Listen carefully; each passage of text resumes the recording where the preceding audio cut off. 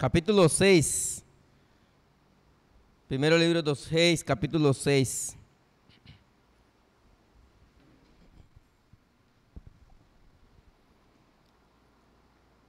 No capítulo 5, na semana passada, estudamos sobre a aliança de Salomão com o rei Hirão, né, que era o rei da cidade de Tiro. Como ele fez essa aliança com Salomão, dando para ele as coisas que Salomão ia precisar para a construção do templo. Esses eram os planos de Salomão para começar a edificação do templo ao Senhor. Pediu para o rei Hirão madeira de cedro do Líbano. Também ele pediu trabalhadores, né? Porque não existia pessoas ou trabalhadores, carpinteiros como os fenícios. Então, grande parte do templo de Salomão, o que se construiu na época de Salomão, foi feito pelos fenícios e também pelos trabalhadores de Israel. Salomão ele ofereceu um pagamento justo para os trabalhadores e também o rei Hirão, na aliança que fez com o rei Salomão, ele pediu sustento para a sua cidade. Então nós acabamos entendendo que o rei Salomão, ele mandava quantidade de trigo para o sustento da cidade de Tiro. Também falamos muito sobre a cidade de Tiro, quanto importante foi na época, quanto importante foi na história da Bíblia, porque nós também estudamos que ali se estabeleceu uma igreja do Senhor, no primeiro século. Então, agora nós vamos continuar estudando o capítulo 6, que já é o momento em que Salomão ele começa a construção do templo. Diz assim, versículo 1. No ano 480, depois de saírem os filhos de Israel do Egito, Salomão, no ano 4 do seu reinado sobre Israel, no mês de Siv, este é o mês segundo, começou a edificar a casa do Senhor. Então, nessa primeira informação que nós temos ali, temos uma data que diz que é no ano 480, só que a data é tirada do tempo que o povo de Israel ele estava no Egito, eles saíram de lá, até o tempo que Salomão ele começou a construir, foram 480 anos. Nós sabemos que o povo de Israel, eles ficaram no deserto por 400 anos. Então, depois daí, na conquista das terras, só tem 80 anos. Mas pode ser que seja um número simbólico, porque se nós começarmos a estudar as datas e o tempo que passou, pode ser que dá mais tempo, né? Então, vamos considerar isso como um número simbólico, porque também no segundo livro das crônicas, o cronista ele não coloca essa quantidade de anos. Então, diz que foi no mês segundo de Siv. Siv é o segundo mês do ano para Israel. O primeiro é Abib e o segundo é Siv. Ao final, ele vai falar sobre outro nome do mês, que é o mês de Bul. Eu coloquei aqui o nome do mês.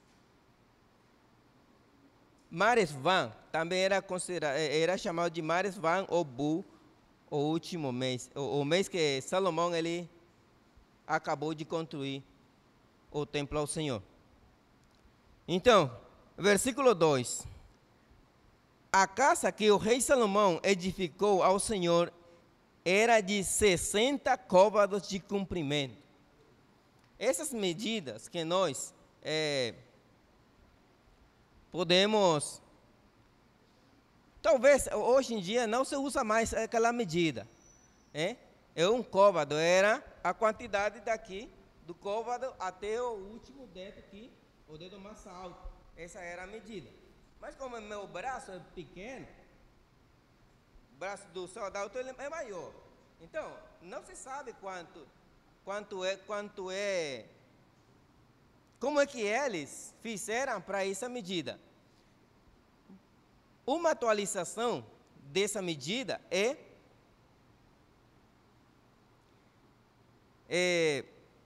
um côvado é igual a 45 centímetros. Então, vamos ver de que 70 côvados, 60 côvados é 27 metros. Na versão internacional, nova versão internacional da Bíblia, aparece 27 centímetros, 27 metros, já aparece uma conversão da medida antiga que usavam os israelenses. Agora, diz que, eu coloquei ali, uma imagem ali, não está muito clara, mas é mais ou menos assim, porque eu vou usar mais um pouco aqui, depois quando falamos das coisas de dentro. 70 côvados, então 60 côvados de comprimento, 20 de largura e 30 na altura.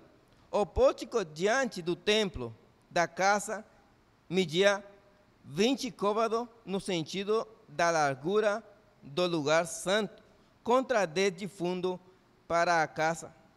Fez janelas de fáscias fixas.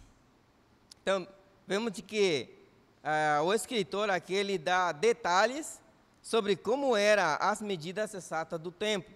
E também as coisas como foram feitas. Sabemos que isso foram feitos pelos carpinteiros fenícios. Versículo 5.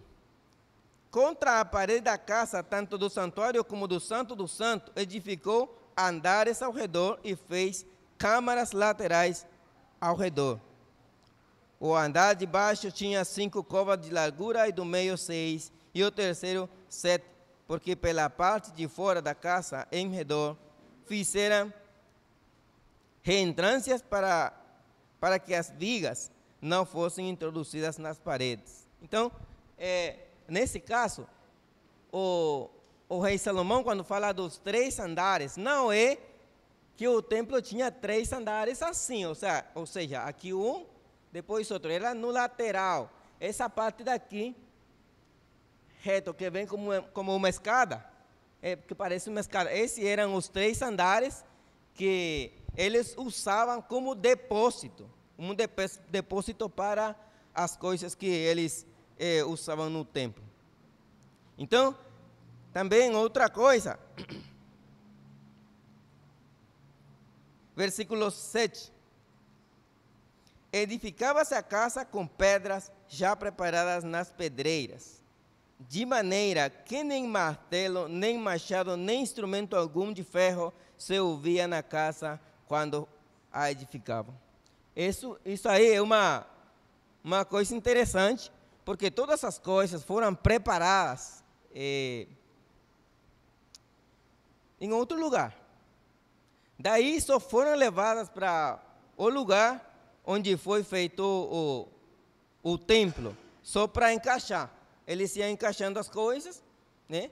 E aí ia ficando sem precisar de fazer barulho, né? Diz que não se ouvia nem martelo nem machado na hora da construção.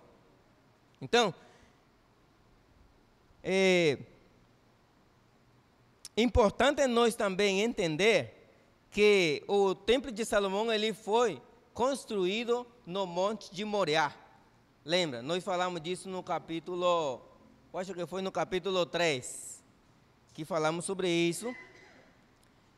Monte Moriá foi aquele lugar onde foi preparado o sacrifício ao Senhor com Isaac. Também foi aquele lugar onde que foi chamada a Eira de Ornã, né? Eira de Ornã.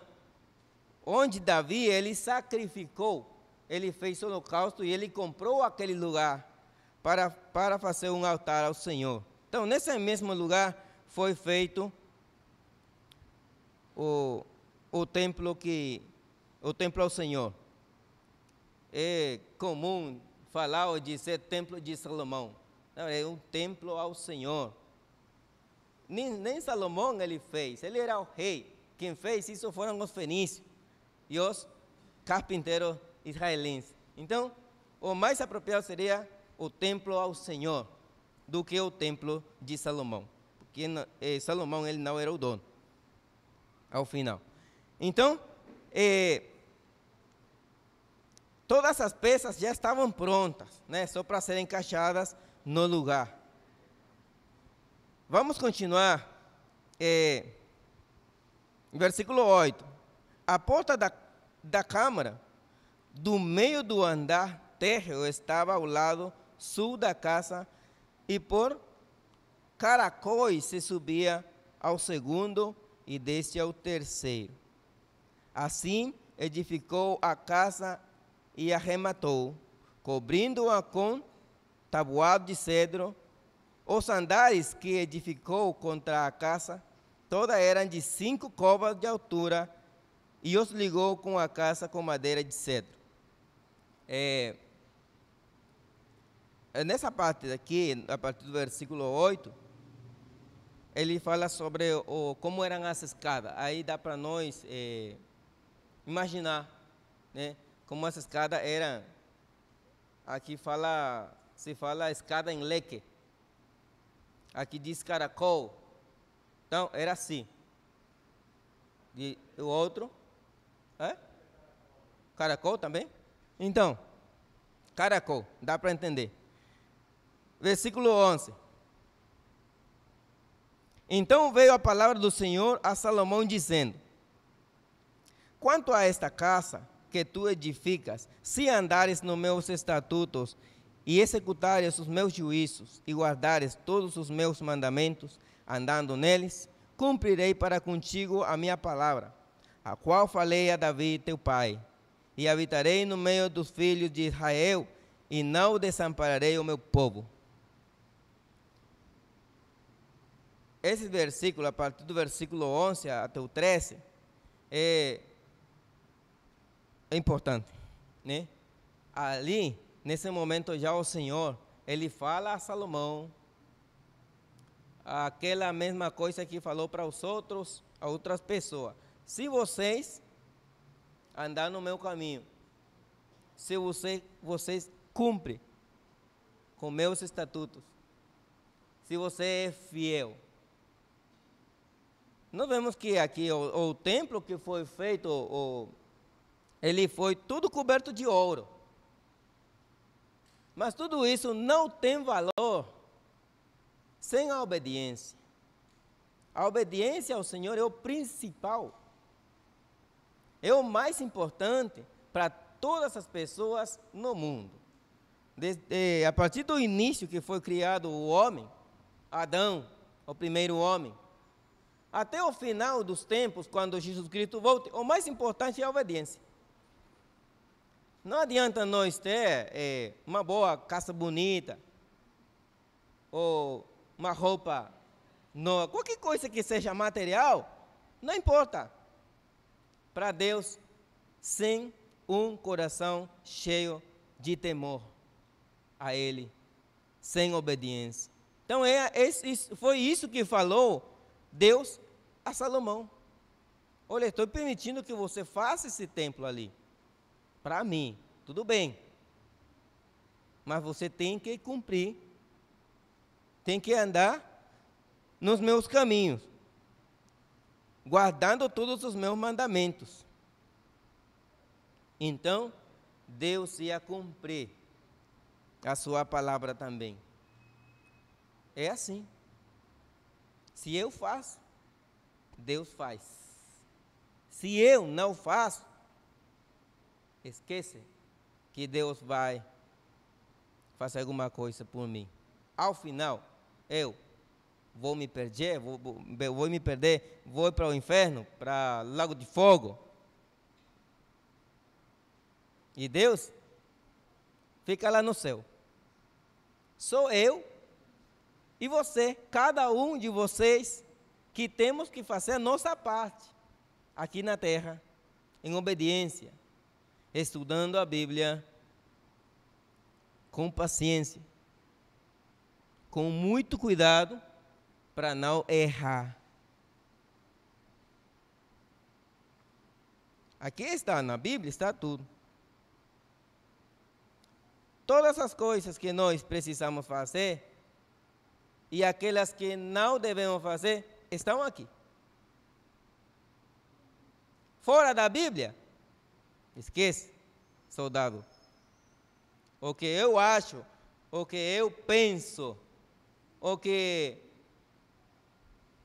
eu acredito que é melhor. Não. Se não está na Bíblia, pelo menos não temos um exemplo aprovado ou uma boa inferência para praticar, esquece.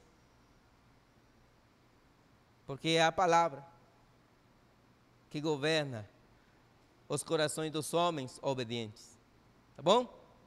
Então, continuamos aqui. Versículo 14.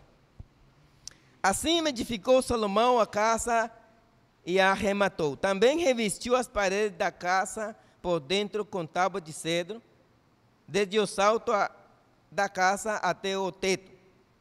Cobriu com madeira por dentro e cobriu o piso da casa com tábua de cipreste. Da mesma sorte, revestiu também os 20 côvados dos fundos da casa com tábuas de cedro, desde o salto até o teto. E esse interior ele construiu em santuário, a saber, o Santo do Santo. Era, pois, o santo lugar do templo de 40 côvados. O cedro da casa por dentro era lavrado de colicíntidas e flores abertas, tudo era cedro, pedra nenhuma se via. No mais interior da casa preparou o Santo do Santo para nele colocar a arca da aliança do Senhor. Era o Santo do Santo de 20 côvados de comprimento, 20 de largura e 20 de altura. Cobriu-o de ouro puro. Cobriu também de ouro o altar de cedro. Portanto, Salomão revestiu a casa de ouro puro e fez passar cadeias de ouro por dentro do Santo dos Santos, que também cobria de ouro. Assim, cobriu de ouro toda a casa, inteiramente também tudo o altar que estava diante do Santo dos Santos. Então, nós temos uma descrição ali, que ele cobriu de ouro, está em amarelo ali, todinho. É muito valioso, né?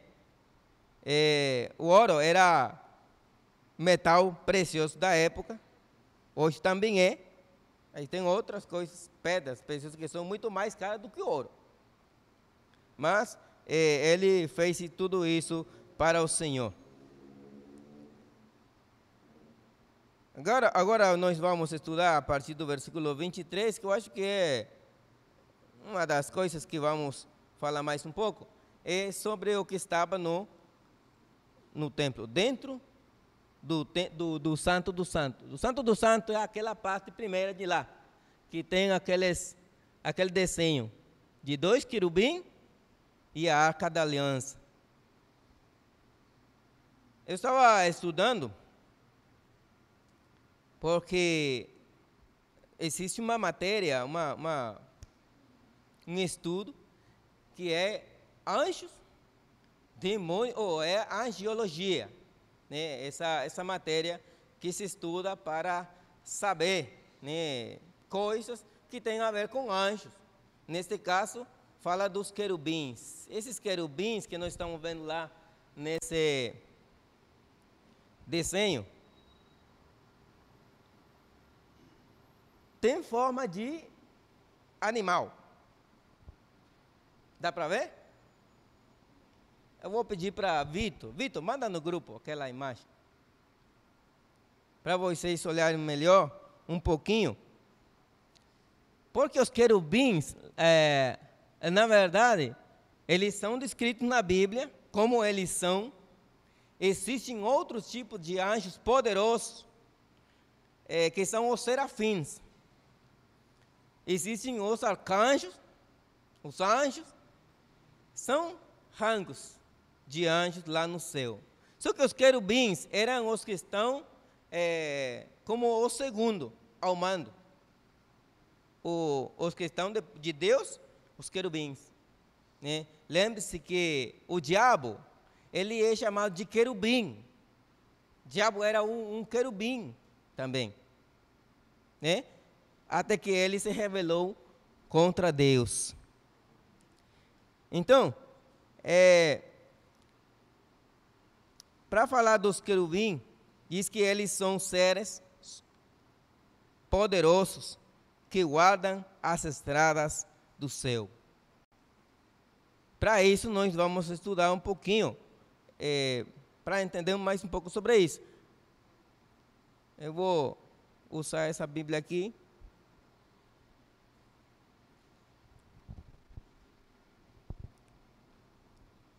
Primeiramente, vamos a Gênesis capítulo 4. Gênesis capítulo 4. Capítulo 3, versículo 24. Capítulo 3 e versículo 24.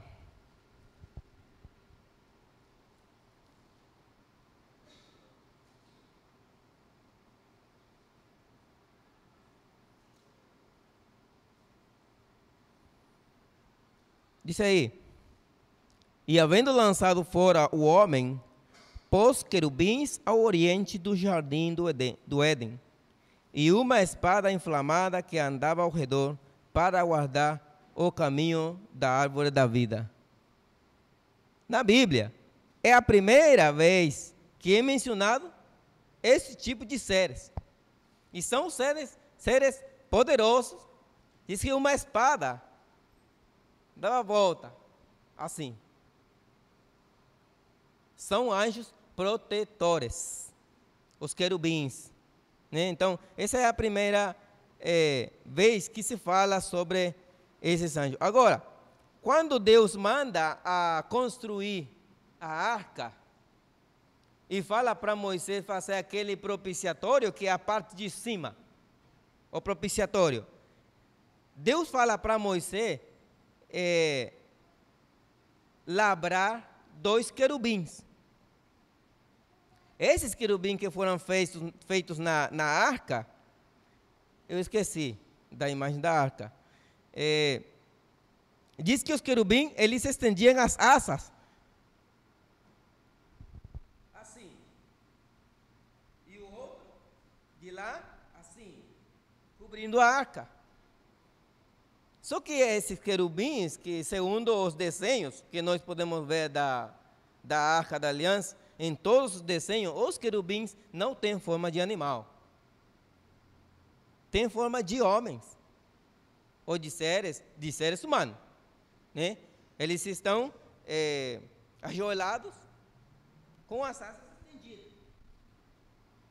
E tem 2 asas só, os querubins da arca. E os querubins que nós vamos estudar aqui, tem 4 asas. Se nós olharmos com atenção o desenho, ali, tem 2 assim,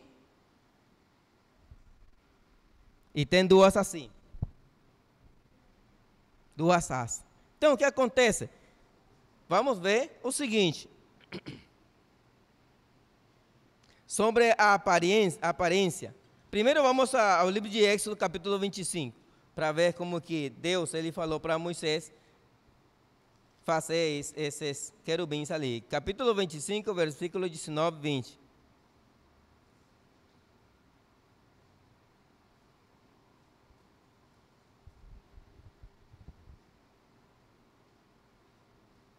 Êxodo, capítulo 25, versículo 19 e 20. Farás um querubim na extremidade de uma parte e o outro querubim na extremidade da outra parte de uma só peça. Com o propiciatório fareis os querubins nas duas extremidades dele.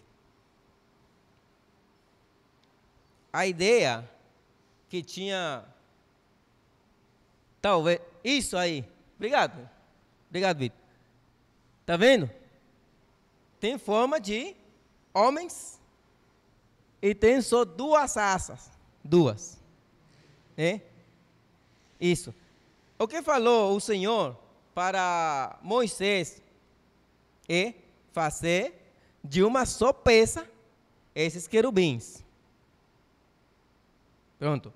Agora, a ideia que tinha Moisés para fazer esses querubins, não sei se Deus mostrou para Moisés como era um querubim, porque a Bíblia não fala que Deus mostrou um anjo tão poderoso como um querubim a Moisés. Fala que Deus se apareceu a Moisés no meio da sarça, mas era uma sarça em flama. Agora, os querubins que estão no templo, que estavam no templo, tinham essa forma. E é isso que nós devemos entender. Para isso, nós vamos estudar o livro de Ezequiel, que é o livro que fala mais um pouco sobre isso. O livro de Isaías também tem informação valiosa sobre os querubins. A aparência dos querubins, segundo o livro de Ezequiel, capítulo 1,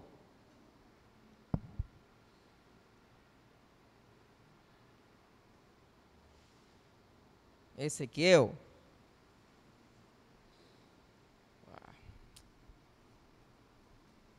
Eu trouxe esta Bíblia aqui. Esta Bíblia é para craque. Como eu não sou craque, eu botei uns papelzinhos por aqui para me orientar. Capítulo 1, versículo 1 até o 11.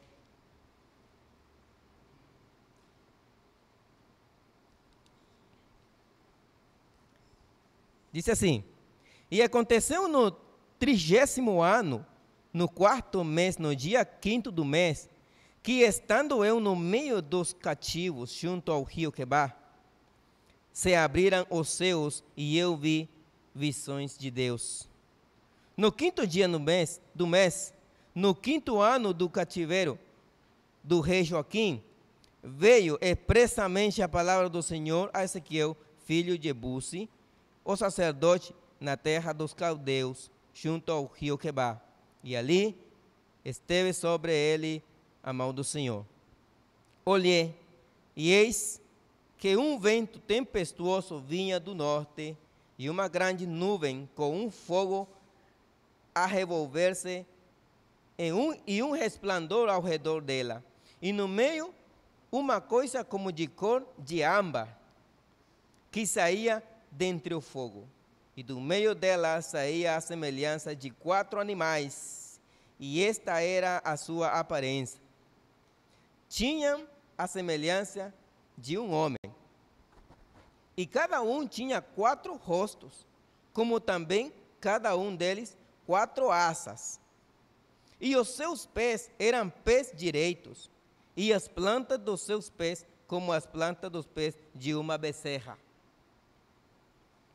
E luziam com uma cor de cobre polido, e tinham mãos de homens debaixo das suas asas, e aos 4 lados, e assim todos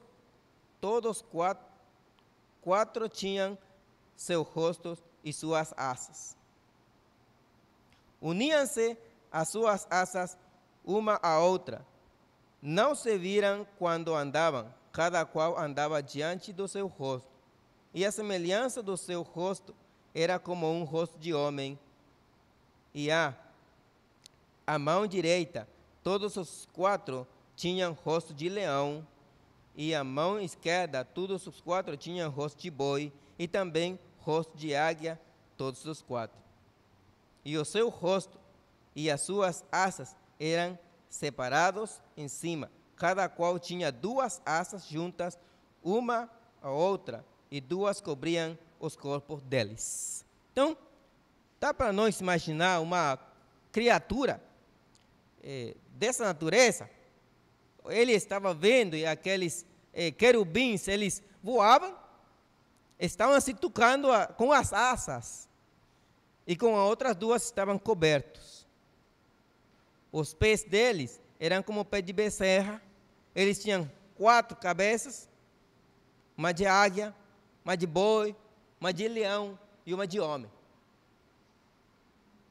Então, como eu posso saber, como eu fiz para saber que esses querubins, esse tipo de querubins, eram os querubins que eles colocaram lá no templo?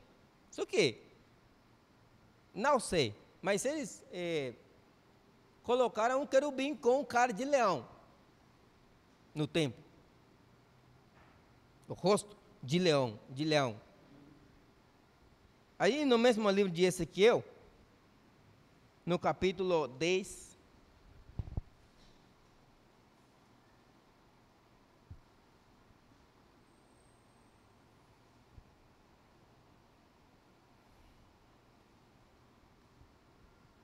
no versículo 13 e 14, diz assim: e quanto às rodas, elas foram chamadas, ouvindo eu, Jalgal. Pronto. E cada um tinha 4 rostos, e o rosto do primeiro era rosto de querubim, e o rosto do segundo era rosto de homem, e do terceiro era rosto de leão, e do quarto era rosto de águia. Versículo 15. E os querubins se elevaram ao alto. Estes são os mesmos animais que eu vi junto ao rio Quebar. Então, Ezequiel está esclarecendo que essa visão que ele teve ali, daqueles querubins com forma de cabeça de animal e asa, são os mesmos que ele viu quando ele estava junto ao rio Quebar. Entendeu? É assim, a Bíblia, para nós entender, devemos estudar devagarzinho, né? Devagarzinho para poder entender como e por quê. Uma pessoa poderia ficar com essa questão: por que o templo de Deus tinha uma figura dessa? Que tem a ver uma criatura com essa forma com Deus? Né? Então a resposta está na Bíblia.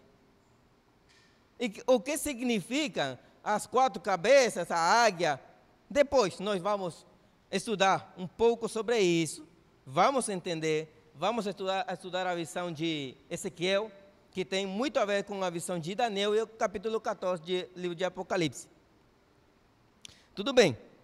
Então, é isso. Agora, nós sabemos por que esses querubins que estão ali, eles tinham as asas estendidas e 2 asas para baixo.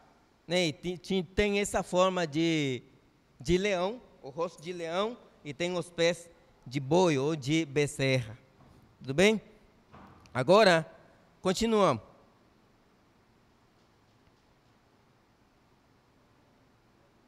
Versículo 29. Nas paredes todas, tanto no mais interior da casa como no seu exterior, lavrou ao redor entalhes de querubins, palmeiras e flores abertas. Também cobriu de ouro o salho, tanto no mais interior da casa como no seu exterior. Para a entrada do Santo dos Santos, fez folha de madeira de oliveira, e a verga com as ombreiras formavam uma porta pentagonal, ou seja, de 5 lados. 5. Assim fabricou de madeira de oliveira 2 folhas e lavrou nelas entalhes de querubins, de palmeiras de flores abertas. A estas, como as palmeiras e os querubins, cobriu de ouro. Fez para a entrada do santo lugar ombreiras de madeira de oliveira, entrada quadrilateral, cujas duas folhas eram de madeira de cipreste, e as duas tábuas de cada folha eram dobradiças. E as lavrou de querubins, de palmeiras, de flores abertas, e as cobriu de ouro, acomodando ao lavor. Então, esse detalhe que tem ali é para nós saber como é que ele decorou, né, as portas e as ombreiras do templo. Também, versículo 36, também edificou o átrio interior de 3 ordens de pedras cortadas e de uma ordem de viga de cedro. No ano 4 se pôs o fundamento da casa do Senhor, no mês de Sib. E no ano 11, no mês de Bu, que é o 8º, se acabou esta casa com todas as suas dependências, tal como devia ser. Levou Salomão 7 anos para edificá-la. Para encerrar nossa aula, que foi um pouco rápida, e nós temos primeiro o ano em que ele começou, o mês em que ele começou, que foi o mês de Sib, e também no mês em que ele acabou. Diz que foi no ano 4 do mês de Sib, e no ano 10º, no mês de Bu, que era 10º, seria o 11, o mês 11. O mês de Bu, que também é chamado de Maresvan, é esse mês em Israel. Então a obra ficou acabada, terminada, e o templo ficou pronto para o uso, para a adoração ao Senhor. Então nesta aula nós estudamos coisas importantes. Aparentemente, quando nós lemos uma coisa como essa na Bíblia, parece que não dá para entender. Isso de medida, detalhes que levava. Mas se nós estudamos um pouco devagar, nós vamos aprender. Nós agora podemos saber como é que o templo era por dentro, porque a Bíblia está falando isso. Agora nós sabemos porque esses querubins têm essa forma. Por que eles estão ali, né? E também poderemos entender que houve um tempo destinado para a construção do templo. Agora, outra coisa que é importante tomar para nós levar em conta é que a casa de Salomão ela é construída quase ao mesmo tempo que o templo. Na próxima aula, o irmão que vai estar aqui com vocês, ele vai falar sobre a construção da casa de Salomão. Por enquanto, foi só a construção do templo. Alguém tem alguma pergunta?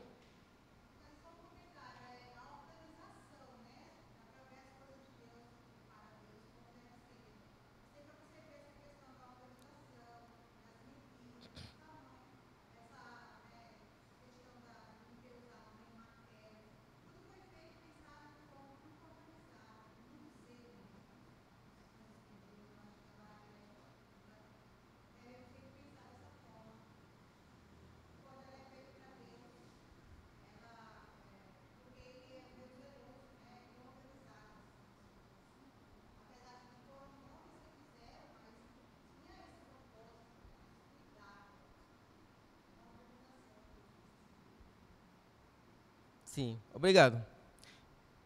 Com respeito às medidas, não aparece se Deus falou para Salomão de quanto tinha que ser o templo.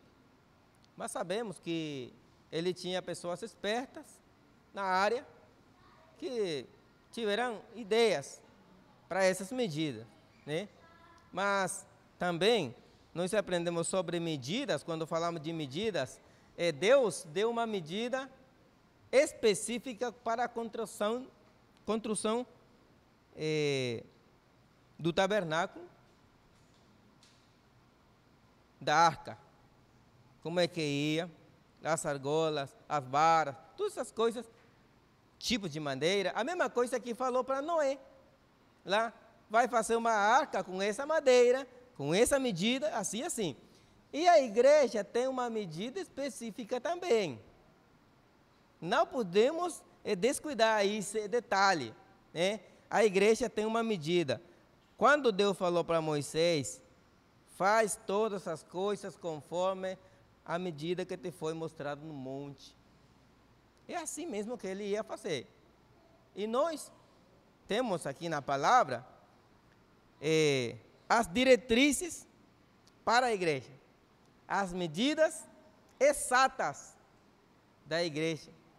Quando estudem o livro de Apocalipse, vocês vão estudar também que a cidade celestial, mesmo que sejam umas medidas figuradas, tem umas medidas exatas lá no céu e estão no livro de Apocalipse. É importante prestar atenção nessas coisas. Que Deus nos abençoe, irmão.